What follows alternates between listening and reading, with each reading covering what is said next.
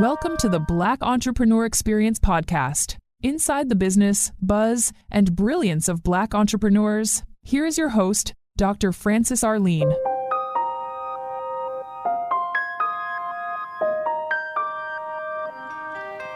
What happens in Vegas goes all over the world on Black Entrepreneur Experience episode number 555.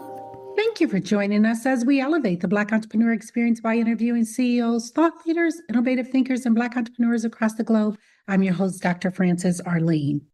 We welcome you back to the Black Entrepreneur Experience podcast, the ultimate space where vision meets execution. Today, we are closing the gap between potential and peak performance with a powerhouse leader built for this moment, Dr. Ernest Duncan Jr. Dr. Ernest is a Gallup certified strength coach, the creator of the Bridge Approach, and the visionary author of The Third Mirror.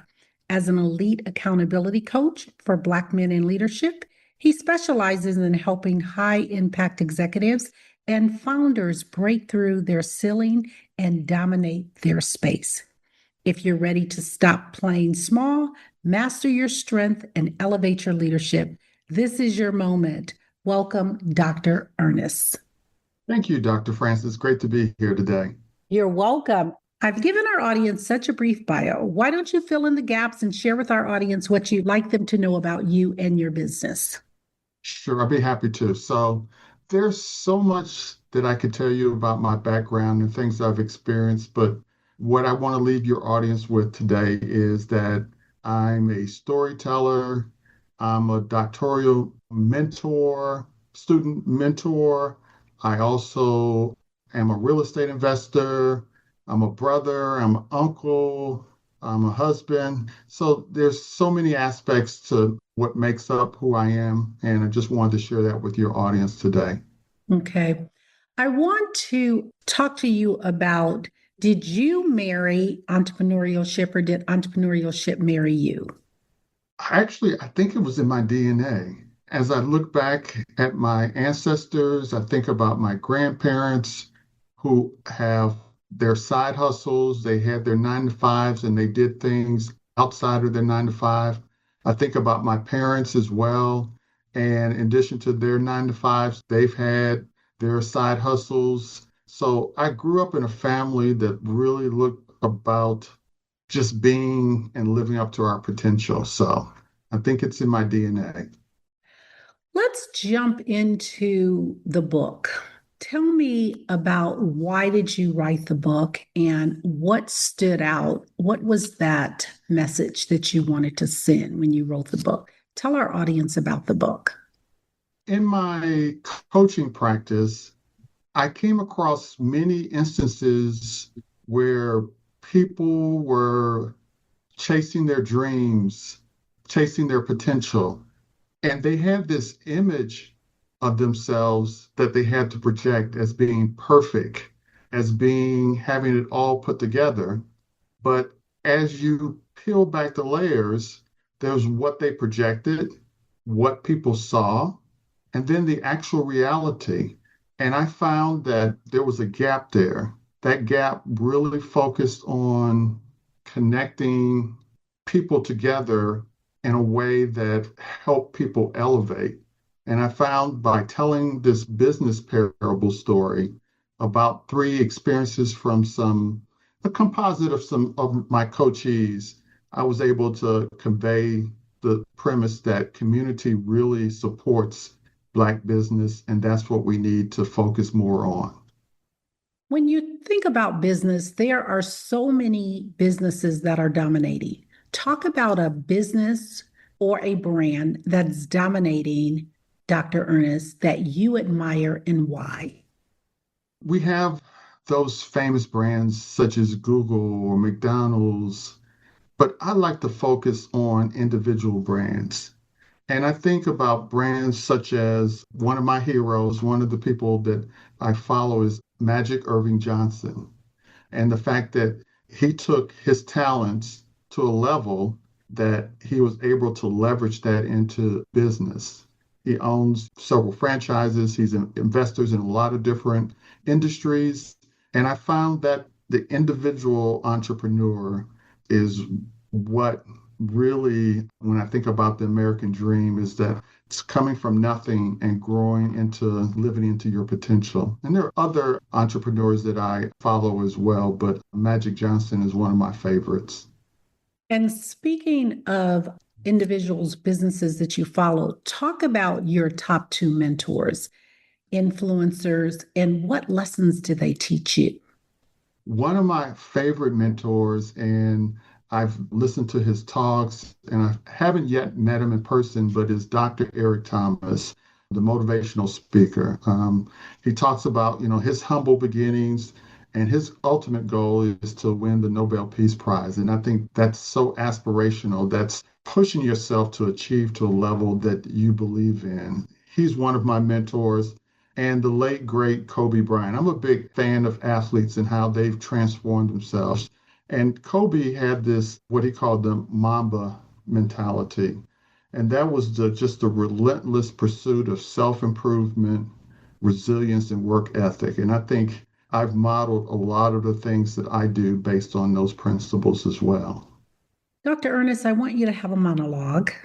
I want you to name this person, living or not, and they've inspired you so much. Who is that person, and what specifically are you saying to that person? Repeat the first part of that question again, Dr. Art Francis. It was name a person, living or not. They've inspired you so much. Who is that person, and what are you saying to that person? Growing up, I had this relationship with my father that until late in life, I never appreciated. My father was the type, I was the firstborn, I was named after him, and he had this drive of wanting the best out of he had two sons, he wanting the best out of them. And as a child, all I wanted to do was play and enjoy myself. And I really never appreciated that work ethic that he tried to instill in us until later in life. And upon reflection, I see that all the lessons that he taught me and my brother, I'm a living embodiment of all the things that he instilled in us. The hard work, being loyal to your family, being leaders in your community. Those are all the things that my father showed me that I didn't truly appreciate until later in life. And it's just funny sometimes that you never appreciate the people early in your life until you get put in the same set of shoes that they're in. Absolutely. And thanks for sharing that. And did you get an opportunity to share that with your dad? Unfortunately, I did not. He developed cancer relatively at the point in his life where I was away from family and didn't really get a chance to connect with him like I really wanted to thank him for all the lessons that he shared with me. But with family, which is an extension because, again, he was an influence with a lot of us, been able to appreciate and share my love and appreciation for everything that he did for us with family. In honor and legacy of your father, say his name. He is senior, Ernest Duncan Sr. I am junior, and I miss him, but I feel like he's always with me wherever I go. Yeah, thank you for that. Thank you. There are so many rewards and risks in business. And when we talk about risks, we like to say opportunities. Share a risk or an opportunity in business that you experienced, and what lessons did it teach you, Dr. Ernest? Over the course of my life, I've had a lot of opportunities to explore entrepreneurial efforts. And I think back to probably about the most recent one outside of this coaching experience that I'm having now. I started a IT boutique shop here in Atlanta, and everybody was telling me, don't do it, because their picture of me was, again, I sort of go all over the place, but I grew up and became a CPA, and I was very good endeavor, but I didn't have passion for it. But I had passion for technology and computers. I jumped into that IT business where I did repairs sold refurbished products because I thought there was a great market for selling specifically Apple products because of the ecosystem from watches to tablets to desktops to laptops. Thought that was a great market to be in, but people kept pushing me away because you're not a tech person. You don't know enough about it. And I jumped into the field anyway. And there was element of truth to me not knowing enough about the ecosystem with technology, but I thought passion and the love of the brand would be enough and sufficient to carry me to success. And I did have success early on. What I didn't understand truly was all of the different components that go into owning your own business, the marketing, the sales, all of those elements that weren't my strengths. So, again, tying back to the book I wrote, The Third Mirror, I didn't have that community that was able to help and support me through this endeavor. And eventually, about 7 years later, I ended up closing the business. It was disappointing because when you jump out there, you want success. But upon reflection, I think about all the lessons I learned. And those lessons are reflected in the book, The Third Mirror, in terms of being able to build that community, build that ecosystem around you, and working together to support each other towards your goals. And I think I wouldn't have learned that lesson in that sense if I didn't go through the trials and tribulations with this IT business. And speaking of IT and technology, let's talk about artificial intelligence. What is your take on artificial intelligence and how are you incorporating that, if you're incorporating it within your business? Oh, absolutely. I think it's a double-edged sword, and AI has the ability to amplify what you're doing. But if you're not knowledgeable enough, it can also be a detriment. And I'll give you an example. So, in my coaching business, I've been able to use it to help me build my framework for my approach to helping Black men with success and overcoming imposter syndrome, which is great. It's a thought partner. It can help me examine the good and bad in terms of how to approach Black men in terms of helping them. But at the same time, you have to understand that AI is there to support you in a way that it may not be able to point out the shortcomings of your plans. At least the current version of AI is the generative piece is there to support you, to build you up. But if you're in business, you need to understand where the pitfalls are as well. And unless you're savvy enough to know what types of questions, what type of information to put into this generative model, you may not get a true picture of how to market and how to present your business to your consumers. Advice you wish you had followed. I wish I had followed my heart and my passion early on. And I look at it from the standpoint, I was the first grandchild of my generation. And the expectation was I had to be a role model for my family members, my cousins, and others who followed me, which made me make decisions that may not have truly served me well. I sort of like thought, what should I do as opposed to what am I passionate about? What did I want to achieve? And it wasn't until later on in life I realized that true happiness comes from pursuing your passions as opposed to living up to the expectations of others. And that is a lesson that I'm grateful that I learned because I could be today still trying to live up to other people's expectations. But I feel in this season of my life, I feel like life is beautiful because I get to pursue my heart's desires. And speaking of passion, what are you passionate about today? I am very passionate about legacy. I am very passionate about sharing my knowledge with others so that they can benefit and prosper and thrive. And one great example is one of my nieces. I think she's sort of she doesn't fit the Duncan mold because she has a variety of interests. She has lots of passions. She wants to go off and do so many different things. And you can feel that tug of her trying to conform to what I call the Duncan standard, which is, the Duncan standard is not bad, but not everyone feels comfortable with it. So I've been spending time with her, asking her questions about what is she passionate about, what does she want, and encouraging her to pursue that. And understanding that sometimes it will work and sometimes it won't work. But the fact that you're giving it your all, you're following your dreams and your desires, you're going to come out so much better than trying to fit in within a box that the Duncan standard would put you in. I like that. What problem exists in the world today, Dr. Ernest, that you would like to solve? In this particular climate that we're in the United States, I think we're pitted against each other.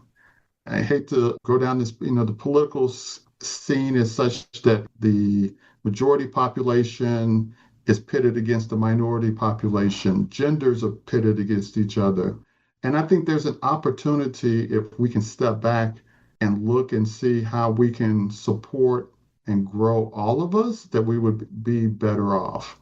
And just recently, in Atlanta, we're having this discussion about there's an artificial line in Atlanta where life expectancy decreases about 20 years, depending on what side of that line you're in.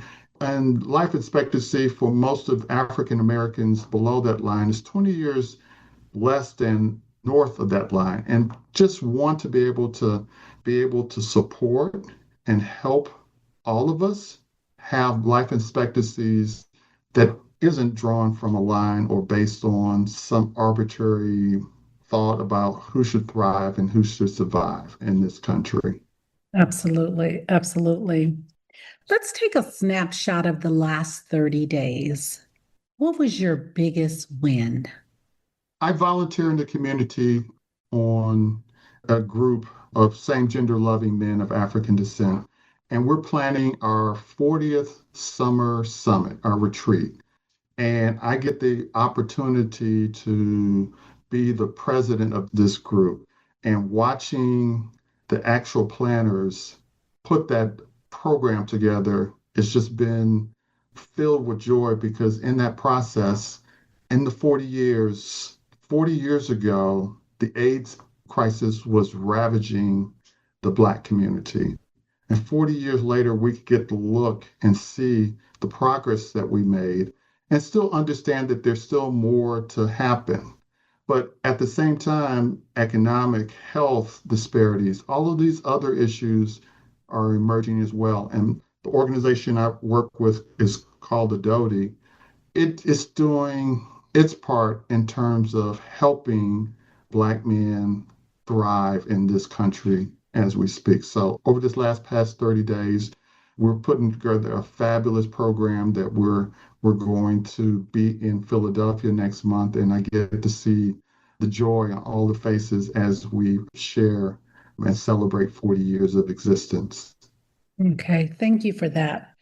If you lost everything and you had to rebuild in 30 days, in what industry would you rebuild and why? I think if I had to rebuild in 30 days, I would go back to teaching.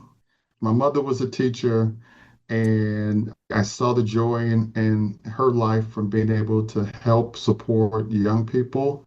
And I think me being a doctoral student mentor is something that I would just gravitate back to without a hesitation because it gives me great joy to see people be able to grow and achieve their goals. So anything that allows people to thrive and is something that I want to be in, and I think I would be just fine. And Dr. Ernest, what would you say your zone of genius is? Ooh, that's a tough one. Zone of genius. I think it's my willingness to learn, never miss an opportunity to jump into something that I don't know much about and be willing to learn about that. And then be willing to listen in the process of that learning. Because I think from that, I think if you could feel my heart just flutter because I'm thinking about just learning and growing from those experiences, I think that's where I would love to be. You've talked about being a CPA, coaching, IT, real estate. You've had a lot of experiences in different industries, right? What was that aha moment that you knew that you were going to be successful in business? I never thought I wouldn't be successful. I talked about that Duncan standard, and it's hard to describe, but my parents instilled that success gene in me and my brother. I think for those of us who are African American, we've been told we have to be twice as good as the majority population. And I think my grandparents and parents took that and made sure that my brother and I did as much as we could, as best as we could, so that we would be successful. That's a great question because I sit here and think, would I have pushed myself as hard if I didn't have individuals who believed in me? And I think hopefully I would, but I think that gave me a head start having grandparents and parents who definitely believed in that. I like that. The audience that are listening to this conversation and they're saying, what's in it for me? What is that takeaway that you want them from this conversation, Dr. Ernest? I would tell your audience, don't defer your dreams. Within you, there's a spirit, and you've got to get to the point that you've got to let that spirit speak to you. It's easy to allow people to tell you who you should be, but truly, you know who you should be and have that courage to step out in there in faith and pursue your heart's desires. And I'm going to tap into your coaching. And someone's listening and they're saying, Dr. Ernest, that's easily said than done. And what I'm hearing you say, I believe, is about your inner self. You already know what you should do or be, and you just need to execute on that passion. But how do you rise above the noise? And how do you rise above the imposter syndrome? In my coaching practice, what I get my coachees to go through is to close their eyes and plant themselves, their feet on the ground, and take a moment and suspend all judgments and just say, what would you like to happen, regardless of whether or not you can do it? And then once they talk about what that is, okay, let's just take a moment and talk about what is one step that you can take towards that dream. And keep in mind that you boldly sharing this with me is the first step. What's the next step that you can take? And from that, we build that momentum to get to the point that they're taking action. And that action will hopefully build momentum. And that momentum will get them closer to achieving their goals.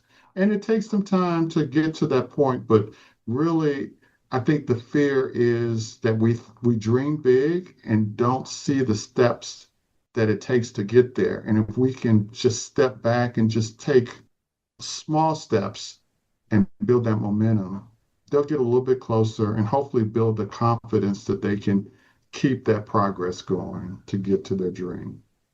And in your coaching practice, who is your ideal client?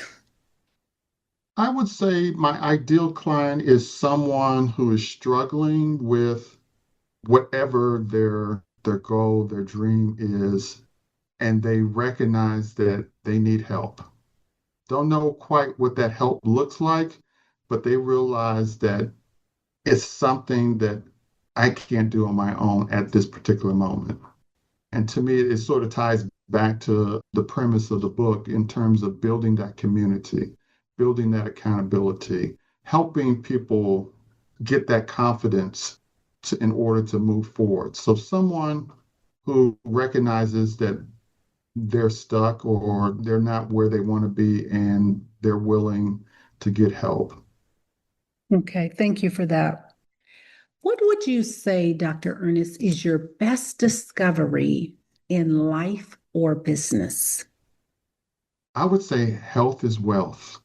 At this particular point in my life, I'm experiencing some health challenges that if I had, again, it's just if I had listened to this part of what my parents told me and my grandparents told me, I probably would be healthier. And I'll go into a little bit more details. I have an enlarged prostate, and that's common in African American men of a certain age. And I realized that my diet probably contributed to that. And I think the fact that I have started to examine what I'm actually eating and how I'm eating it is enlightening in the sense that now I feel better because now I'm eating more organic, non-processed foods. I'm a vegetarian, so I'm making those steps towards a healthier life. And I wish I had known some of those things early on. But at the same time, I understand that the world has changed, at least in the United States, and we have so many processed foods available to us, and they appear to be cheaper. But at the same time, that cheaper food turns into more expensive bills later on in life. So I'm happy that I've learned it. I'm happy that I'm feeling better now that I've changed my eating habits. But those are the things I think we need to be able to share with others so that we can make better choices. Okay. And are you doing any kind of, I know you said you're doing more plant-based vegetarian. Are you doing any beet juice? Beet juice, ginger, turmeric. I've got a regimen. If we can have another conversation at some point, we can talk about all the things that I'm consuming now. And the important part is that it's as close to me purchasing them from the farmer as opposed to there's nothing wrong with grocery stores, but by the time it gets to the grocery stores, it has been sprayed, it has been Absolutely. done, many things done to it. So I'm trying to get as close to the person who's growing the food in order to improve my health. Right. Absolutely. And just for someone, and the only reason I mentioned that the beet juice piece is mainly for someone who is listening, if in fact they're dealing with that, doing beet shots can be very important to help with that. And that's not medical advice, that's just for informational purposes only. So thank you for I, that. I agree. In fact, just, and you think about beets, you're just like, ooh, the taste. Juice some apples, something, carrots into it to sweeten it up a little bit. It really tastes great. So I would advise people to consider beet juice as well. Yes, and I've experienced, and we could have a whole conversation. Yes. I do a lot of holistic things, and even taking the whole beets and cutting off the stems and sauteing them and eating all of Ah, it is absolutely amazing. So we could spend the whole hour talking about that, but we won't. Let's talk about that first wound and in life or business. What was that costly wound that you can share? I would go back to a instance. I know my mother would not appreciate me telling this story, but I think it's just emblematic of how being able to pursue your passion just speaks volumes to me. Being a young person, I would probably say probably 8 or 9, and I was into arts and crafts. I don't know why I was into arts and crafts. And I created something out of yarn that I wanted to put on my blue jean jacket. And I was like, Mom, help me, please help me put this on my jacket. And she remarked that boys don't do that. And my grandmother's, I remember her distinctly saying, let the boy be himself, just support him. And that stuck with me that at a young age that there was a certain way that I needed to be. And I think that just snowballed into me, going to college, wanting to be a teacher and being told that teachers don't make money. I needed to be an accountant. I needed to be an engineer and pursuing that and not feeling happy and fulfilled. So I think those are some pivotal moments in my life where I can think back to what would life be different if I was just felt comfortable just being able to pursue whatever I wanted to pursue. And I think it's important for children to be able to explore and not necessarily be pigeonholed a certain way. But overall, I think I turned out pretty well. I think I did. I think I am much happier now than I have been probably in the last 15, 20 years. And I think that's important that I've gotten to this point as opposed to not getting to this point.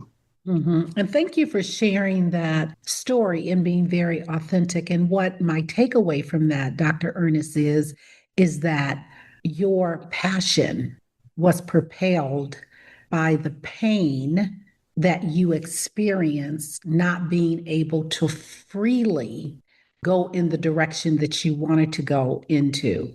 But the beauty of it is because all the different pivots, the CPA and real estate, and you wanting to find yourself or find that inner person, which is what I'm hearing you say, that is what you're wanting for people to experience that. Because on the other side, when you can really go down that lane that you should be in, that's when you feel the most fulfilled and that's where your happiness come from, is from that.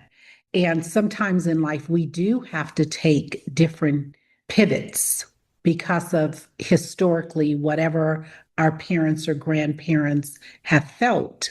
And the beauty is that you were able to end up where you should be. And so, because of that, you're helping others to mitigate going down that road, but actually getting to it a lot faster. So, I appreciate the work that you're doing because of what you experienced. You now have a greater platform and volume to it's a heart-centered work, I can feel. Thank you for sharing that. I appreciate you synthesizing all of that because I still wrestle with it. So this is great to hear that perspective from you. Yeah, thank you for that. We can learn from successful entrepreneurs and people, right? Who's an entrepreneur or business owner that you admire and why? And I know you mentioned Magic Johnson, and I like how you had mentioned about athletes. I like when they reinvent themselves. Is there another entrepreneur or a business that you admire and why? Absolutely, absolutely. And there are tons of heroes here in Atlanta. And I think about one specifically is Herman J. Russell. Mr. Russell started his construction business in Atlanta when it wasn't in his odds in terms of having a business and having a construction business. And you look at the projects that he was a part of, working at Atlanta Airport and other endeavors. And now he's not here, but his relatives have now transformed his original construction business into an incubator and helping support other Black businesses in Atlanta. I think that's a testament of I wish I could have that type of influence in our communities. And again, I suppose he did it because he needed to take care of his family and support his family. But the ultimate result is that he is an icon here in Atlanta, and the things that are still happening because of his contributions is just immeasurable. So Herman Russell is one of my idols as well. Thank you for that. And speaking of legacy, when it's all said and done, Dr. Ernest, how do you want to be remembered?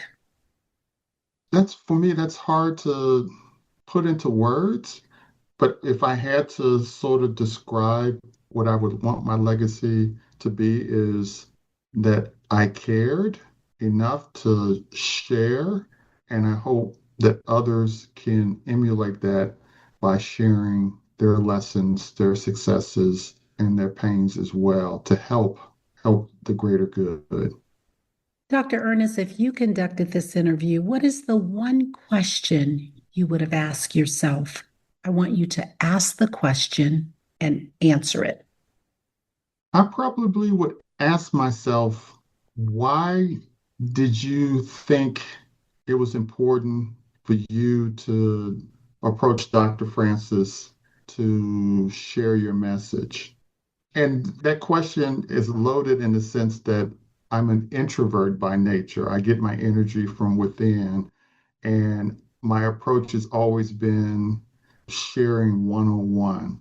But your platform allows me to share to many.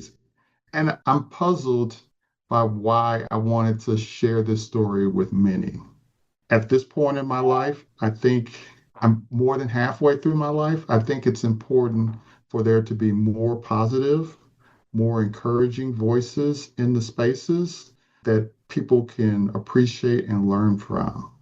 And I don't necessarily want to badmouth all of the other negative influences in the world, but I think we need to start making a bigger effort to balance that with more positive, more encouraging stories. And so I would answer myself that I just think that it's important to put out more positive messages. And your platform is a great platform to do it on. Thank you. I appreciate that, Dr. Ernest, for you sharing that. We're going to come to the part of our interview, and it's called Fun Facts. And I'm going to ask you a series of questions, and I want you to give me very quick answers. And if there's something you desire not to answer, feel free to say pass. Are you ready for the fun facts? I think I am. Let's try it. Your first job. My first job was cutting grass for a neighbor. Your favorite comfort food. Black beans and rice. And what food you eat every week, no matter what. Black beans and rice. Your ideal car. A Corvette. You relax doing what? Reading. Your favorite singer or rapper? Singer, probably Will Downing. Your favorite dance song? I'll pass on that one. Workout or hit the couch? Workout. Dr. Ernest Duncan Jr., thank you so much for joining us on Black Entrepreneur Experience Podcast. Before we let you go, share with our audience the best way for them to connect with you and to do business with you. Feel free to leave all your social media handles and share where they can purchase the book. Professionally, I can be reached at Coached by Ernest on all the major platforms. And if you're curious about my personal life, on the social media platforms, I can be reached at Blueprint for Life. That's BLUFORLIFE.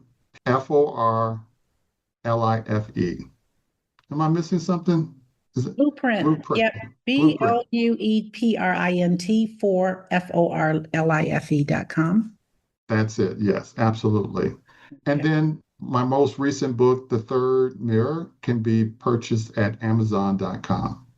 And we want to make that a #1 Amazon. So we encourage the listeners to definitely not only pick up the book, read it, but leave a review for Dr. Ernest about what you thought about his writing. So he'll know exactly what we're thinking. So we appreciate that. Any closing remarks, Dr. Ernest? Well, I just encourage you, Dr. Francis, to continue to do what you're doing. I think when I discovered your podcast, I was like, wow, I never knew it existed, but now that I'm a fan, we'll definitely spread the word. Thank you. Thank you. And that's a wrap. I appreciate you. Thank you for listening and subscribing to Black Entrepreneur Experience. We would love for you to leave a review and rating on iTunes and share with your friends. For show notes and more episodes, go to www.beepodcast.com. Join us next Wednesday, and remember, green is the new black. So keep your bank accounts and your business in the black.